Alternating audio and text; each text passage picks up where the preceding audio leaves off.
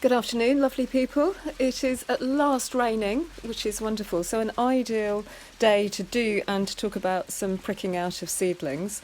They don't like to be disturbed when it's really hot and sunny in the greenhouse. So a cool, rainy day like this is absolutely ideal for them.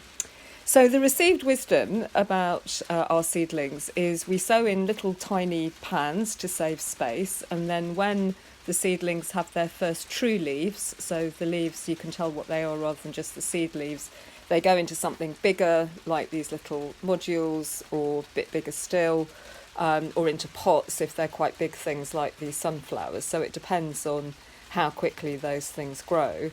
And then the idea is that as soon as the roots start to fill whatever vessel you have, I think you can see some roots coming through on those sunflowers, they either need to be going outside or they go into something bigger.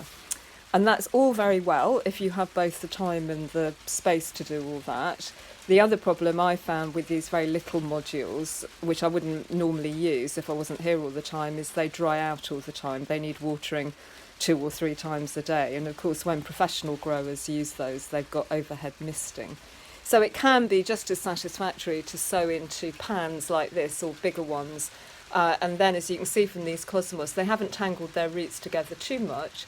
So although at the moment I'm pricking them out into individual pots, you could just as easily let those get a bit bigger and put them straight out. And the other problem is leaving them too late to prick out. So these tobacco plants are looking good now, but I let them get so overcrowded in their seed pan, I had to rip the roots apart and they were very unhappy. And then I'd sown them far too thickly and got fed up and have just pricked them out in bunches, which, if anything, are doing better, but then I'll have to rip the roots apart again when I finally pop them out. And these ones here, this panicum, I left far too late, so the poor things have gone all floppy. So really all a question of time, energy and space, but finding a balance again for each individual type of flower or veg, and doing what you can. Happy gardening.